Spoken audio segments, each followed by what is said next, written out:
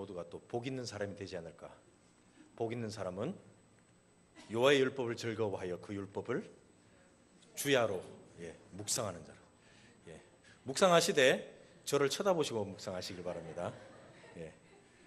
묵상하시면서 제가 하는 말에 동의한다고 해서 고개 끄덕이지 마시고, 오해합니다. 고개 끄덕이면 어떤 분들은 가끔 고개를 뒤로 끄덕이시는 분도 있는데 민망해질 수 있습니다. 요즘 많이 가물죠. 나라가 온통 가물어서 어느 저수지가 말랐다, 뭐 그런 얘기들 나오는데, 그 공교롭게도 이번 주에 묵상하고 있는 말씀이 열왕기 말씀인데, 그 열왕기 보면 엘리야 시대에 또 가뭄 속에 있는 그 이스라엘, 공교롭게도 또 가뭄 이야기였습니다. 그걸 보면서 내 영혼의 저수지에는 얼마나 많은 하나님의 그 은혜에 강물이 차 있을까 한번 생각을 해보니까 심각합니다. 바닥에 거의 다다르고 있다는. 그래서 우리의 영혼에도 성령의 그 단비가 내려서 우리의 이 영혼의 저수지에 주님의 은혜가 차지 않는다면 생명이 살아날 수가 없습니다. 땅이 쩍쩍 갈라져서 그 땅에 어떤 것을 심어도 나지 않는 그러한 생명의 불모지가 되지 않기를 바랍니다. 언제부턴가 웰빙이라는 말이 우리 사회의 큰 이슈, 화두가 되었습니다. 웰빙이란 말은 아마 다 아실 겁니다. 과거에는 오래 사는 것이 우리 인간들의 소망이었습니다. 그 소망대로 지금 100세 시대를 살고 있는데, 그 오래 사는 것이 다가 아니다. 그것이 중요한 것이 아니다. 오래 사는 것도 중요하지만 이제는 잘 사는 것이 중요하다 해서 웰빙. 그래서 음식도 가려서 먹고, 생활의 여러 습관들, 운동하는 것, 뭐 자는 것, 일하는 것, 이 모든 것들에 있어서 어떻게 하면 우리가 잘 살 수 있을까에 대해서 고민을 하고 있는 바로 그 시대가 웰빙 시대라고 그렇게 하고 있습니다. 한 실험이 있었습니다. 동물에게 스트레스를 주지 않는, 스트레스가 되는 그 모든 것들을 다 제거해버리고 그 동물이 얼마나 오래 사는지 실험을 했습니다. 잘 알고 계시는 이야기라고 생각합니다. 그 동물이 얼마나 오래 살았게요? 생각보다 일찍 죽었습니다.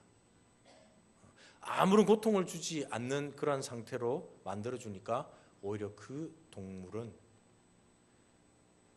보통에 살 수 있는 연수를 살지 못하고 일찍 운명하셨다라는 그런 얘기가 있었습니다. 그렇다면 우리의 삶 속에도 고통이라는 것이 그러면 어쩌면 필요한 것인가? 우리는 이렇게 한번 또 고민을 해볼 필요가 있습니다. 그러나 모든 인생들은 사실은 고통 없이 살아가고 싶어하는 것이 우리들의 욕망입니다. 하지만 고통이 없는 삶은 오히려 우리를 일찍 단명하게 만든다라는 것을 우리가 깨달아야 할 줄로 믿습니다. 우리의 인생에 있어서 그렇다면 왜 고난이 존재할까?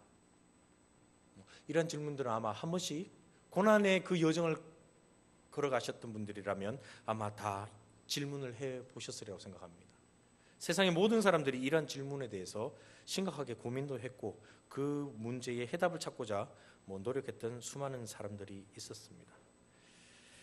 더욱이 우리는 우리의 삶을 주관하시고 우리를 지켜주시고 보호하시고 우리의 삶을 인도하시는 그 하나님을 믿는다고 하는데, 그 하나님이 우리와 함께 하신다고 우리는 믿고 있는데, 그럼에도 불구하고 우리의 삶 속에서 그러한 고통이 사라지지 않는 것, 고난이 없어지지 않는 것,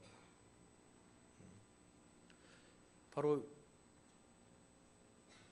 그러한 질문은 오늘도 존재하고 아마 내일도 여전히 존재할 그러한 질문일 겁니다.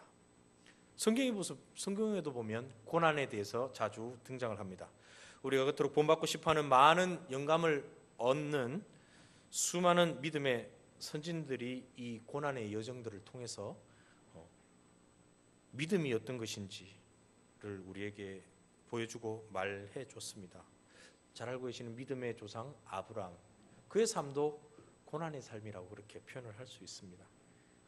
그런가 하면 오늘 본문 말씀의 이 주인공인 다윗, 뭐 말할 것 없죠.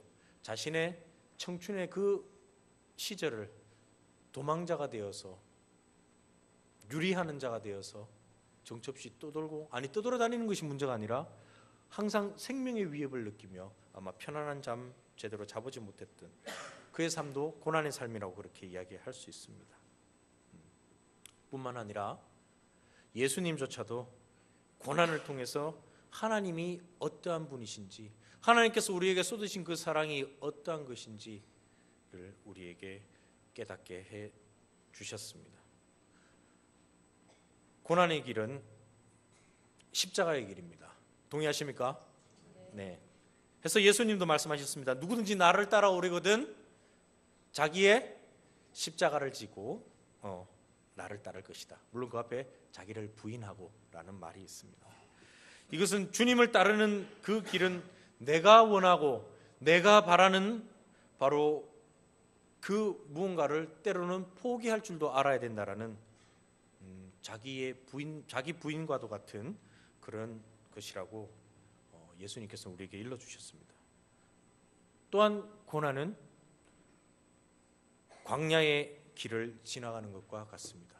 동의하십니까? 네.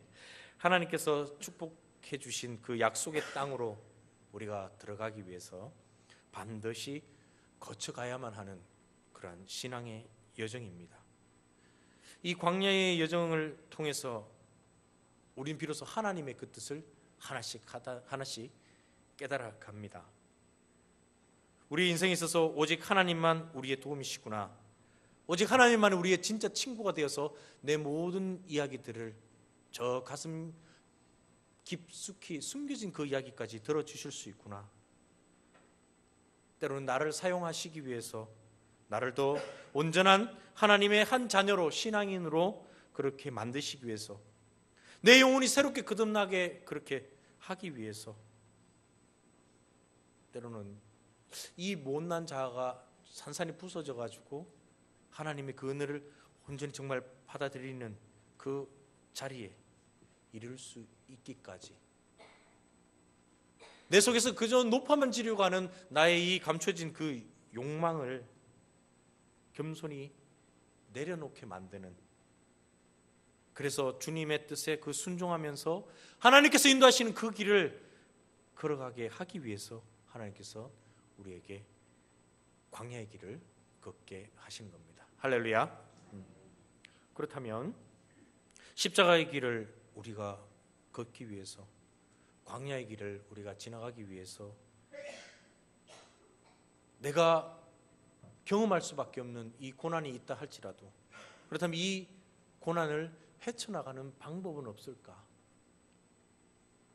오늘 본문 말씀을 통해서 하나님을 붙들고 살아가고자 했던 그 한 사람에게서 그 방법을 한번 배워보고자 합니다. 그 고난을 헤쳐가는 그 방법으로, 첫째, 나의 아픔과 내가 지금 겪고 있는 이러한 고통들을 하나님 앞에 고스란히 가지고 나오는 겁니다.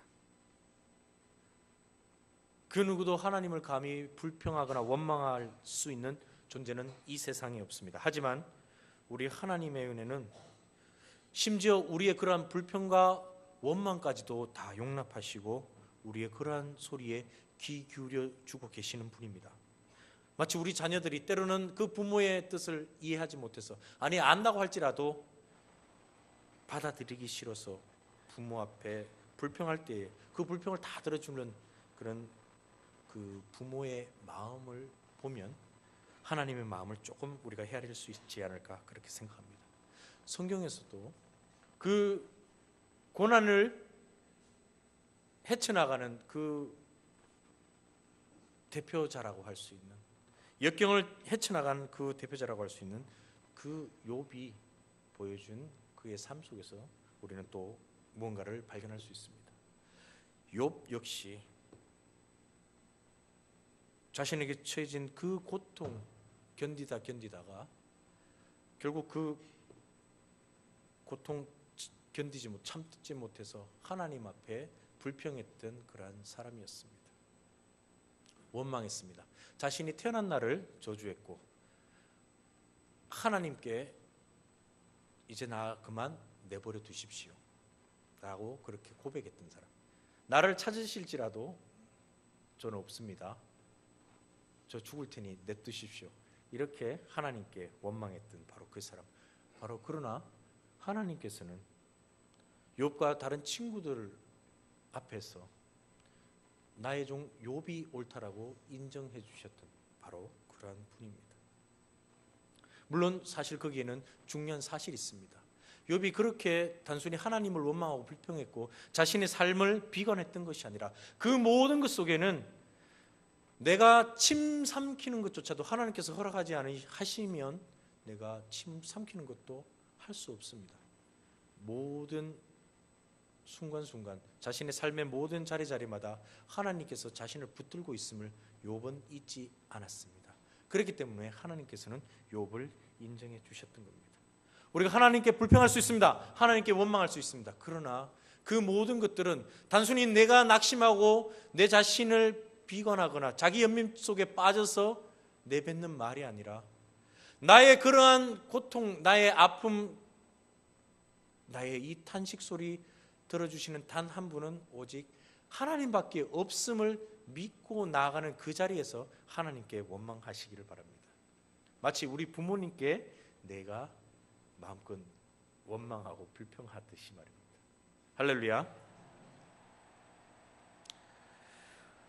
오늘 본문 말씀의 주인공인 다윗은 자신이 처한 고통을 하나님 앞에 숨김없이 토로하였습니다. 어느 때까지입니까? 언제까지지요? 하나님 영영이 나를 잊으셨습니까? 본 말씀 1절 2절에 어느 때까지입니까? 라고 이 다윗은 4번에 걸쳐서 하나님께 이야기를 합니다. 우리는 해결되지 못한 문제나 고통이 영원히 해결되지 않을 것처럼 그렇게 생각했던 적도 아마 경험해 보셨으리라고 생각합니다. 고통으로 인해서 잠들지 못하고 밤을 지새웠던 그런 경험들, 그 하룻밤 지새우는 것이 마치 몇 년이 흘러 지나가는 것처럼 고통 가운데 있었던 그러한 사실들을 한번 떠올려 보시기 바랍니다. 그 순간에도 우리가 잊지 말아야 할 것은 바로 그러한 우리의 슬픔, 우리의 고통의 탄식을 하나님께서 듣고 계신다는 것. 그러기에 우리가 그것을 하나님 앞으로 가지고 나아가야 한다는 것입니다. 또 고난을 헤쳐나가야 하는 바로 두 번째는 포기하지 않는 기도입니다. 하나님께서 우리를 붙들고 계시기에, 하나님께서 존재하고 계시기에 우리는 고통과 슬픔이 다가온다 할지라도 그것을 헤쳐나갈 수가 있습니다. 바로 이런 고백이 우리 속에 있어야 할 줄로 믿습니다. 고통에 대한 탄식으로 낙담만 하고 있는 것이 아니라 다윗은 하나님께서 자신을 생각하시고 자신의 기도에 응답해 주실 것을 그렇게 간구하고 있습니다. 그의 기도를 보면 나의 눈을 밝혀주십시오. 두렵건대 내가 사망의 잠을 잘까 합니다. 두렵건대 나의 원수가 이르기를 내가 그를 이겼다 할까 합니다. 내가 흔들릴 때에 나의 대적들이 기뻐할까 합니다. 다윗은 하나님께 이런 고백을 합니다. 다윗에게는 자신의 목자가 되시는 하나님의 응답이 없는 삶은 죽은 삶과도 같았습니다. 본문 말씀에 나의 원수는 단순히 다윗을 대적하는 어떠한 사람들만을 지칭하는 것이 아니라 죽음을 그렇게 의미한다고 보기도 합니다.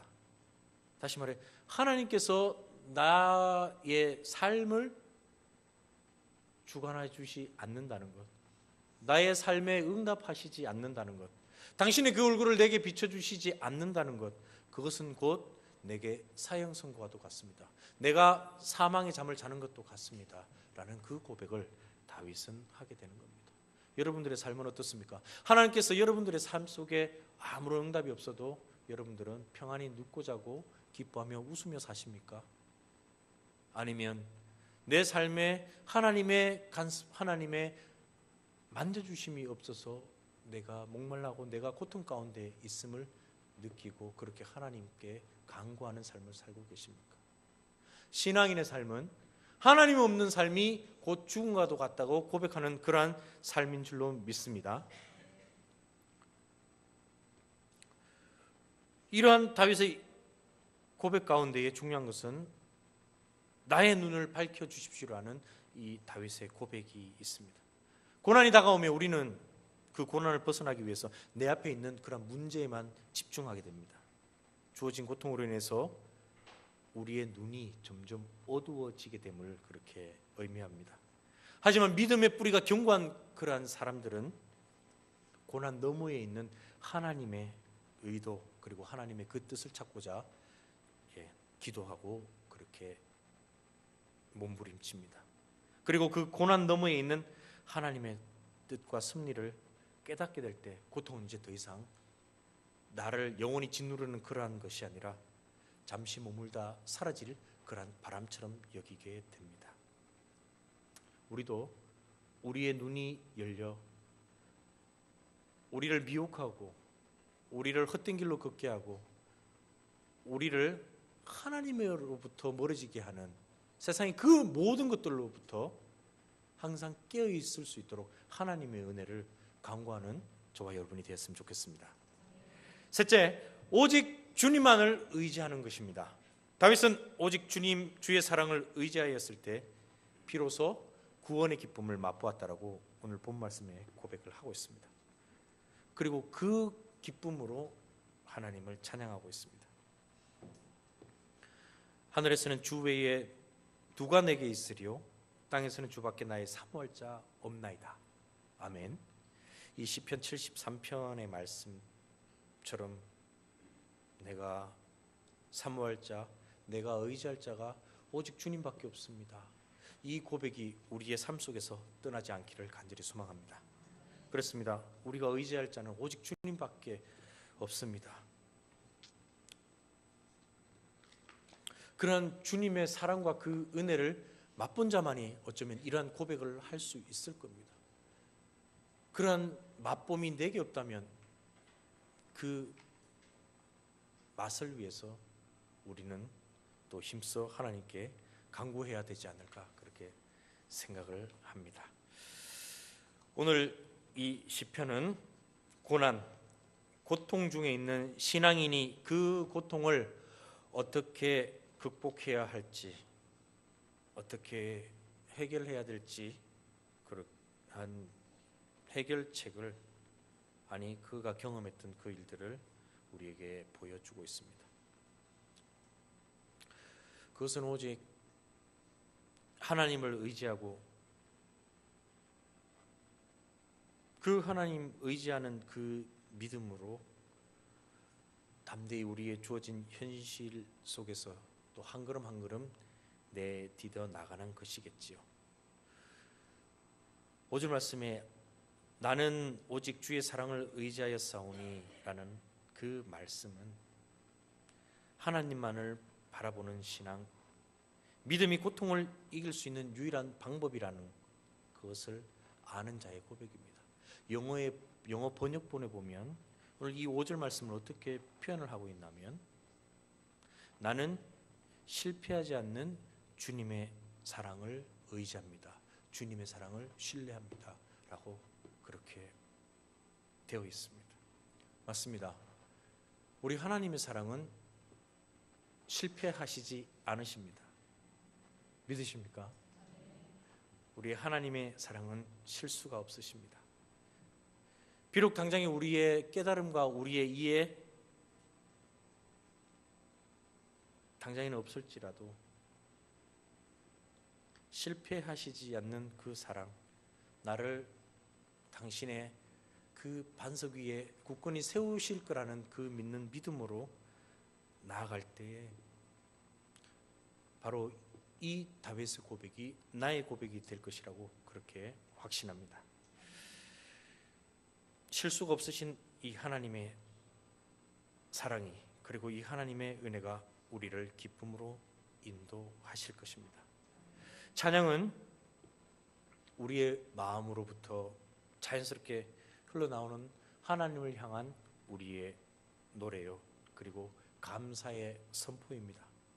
6절에 보면 내가 여호와를 찬송하리니 이는 주께서 내게 은덕을 베푸심이로다. 이런 고백을 했습니다.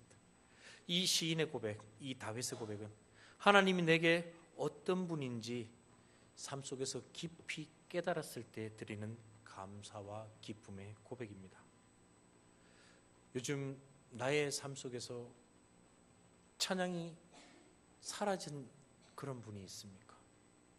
그렇다면 그 이유가 무엇이겠습니까? 그것은 내 삶을 주관하시는 하나님의 은혜를 내가 잘 깨닫지 못했을 때, 그분의 그 섭리를 이해하지 못해서 내 속에서 감사가 사라졌기 때문은 아닐까 그렇게 생각을 합니다. 주께서 내게 은덕을 베푸심이로다. 이 말은 그 원어를 보면 하나님께서 내게 보상해 주셨다라는 이러한 뜻이 있습니다. 과연 하나님께서 우리에게 보상해 주신 그 상급은 무엇일까? 그러한 상급을 아마 여기 계신 모든 분들은 맛보고 여러분들의 그 영혼의 창고에 아마 하나씩 둘씩 쌓아 놓으시지 않으셨을까 그렇게 생각을 합니다. 우리의 삶을 돌아보면 찬송가의 가사처럼 지금까지 지내온 것 다 주님의 은혜다라고 그렇게 고백할 수밖에 없는 것, 그게 우리의 삶 아닙니까? 지금 나의 현실 속에서의 이 삶이 도저히 헤아려지지 않고 고통과 답답함 속에서 감사가 나오지 않을 때에는 다시금 우리의 시간의 태엽을 뒤로 돌려보시고 그때 나를 향해서 쏟아주셨던 그 하나님 사랑이 이거였지 저거였지 떠올려 보시길 바랍니다. 그러면 오늘 이 다윗의 고백처럼 내가 하나님을 찬송할 것입니다. 왜냐하면 하나님께서 내 삶 속에서 하나님께서 이런저런 상급으로 은혜로 내게 보상해 주셨기 때문입니다. 이러한 고백 분명히 하시리라고 생각을 합니다. 고난이 찾아와 고통 가운데 신음하며 탄식했던 것이 간구함으로 바뀌었고, 그 간구 속에서 지나온 날들 구석구석 베풀어 주신 하나님의 은혜를 기억할 때 이제 우리가 내뱉은 그 탄식은 찬양으로 바뀔 수 있음을 오늘 본문 말씀은 이 시편 13편은 우리에게 보여주고 있습니다. 지금 어려움을 겪고 있는 혹 누군가가 있습니까? 포기하지 마시길 바랍니다. 신앙의 길은 결국 십자가의 길입니다. 사람들마다 저마다 다른 십자가를 짊어지고 갈 뿐입니다. 또한 고난의 길은, 신앙의 길은 광야의 길입니다. 그 길 끝에는 우리가 가야 할 약속의 땅 가나안이 기다리고 있습니다. 할렐루야. 고통 가운데 신음하는 이 탄식 소리를 들으시는 하나님께서 우리와 함께 동행하신다고 약속해 주셨습니다. 그래서 우리에게 주신 그 이름 임마누엘, 하나님이 우리와 함께 하신다. 몸소 보이셨던 그 임마누엘 하나님이 오늘도 우리를 붙들고 계심을 잊지 마시길 바랍니다. 지난 날들 속에 우리에게 보여주신 그 은혜 다시 한번 기억하시고 우리의 탄식, 간구로, 그리고 그 간구 오직 주님의 사랑 의지하여 그 고난 지혜롭게 헤쳐나가는 저와 여러분이 되었으면 좋겠습니다. 고난 뒤에는 반드시 구원의 기쁨이 우리를 기다리고 있습니다. 그 구원의 기쁨을 맛보아 하나님을 찬양하는 귀한 믿음의 자녀가 되기를 바라는 마음에 오늘 말씀 준비해봤습니다. 다 함께 기도드리도록 하겠습니다.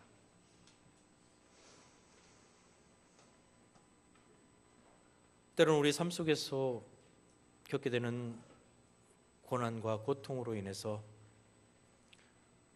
하나님 앞에 진정으로 감사하지 못했던 날들도 있었습니다. 그러나 하나님은 우리를 자녀로 삼아 주셨기에 우리의 삶을 끝까지 보듬어 주고 계시고, 우리 눈물 흘릴 때 함께 아파하시며 우리가 그 고통을 딛고 일어서기를 언제나 응원하시는 좋으신 하나님이신 줄로 믿습니다.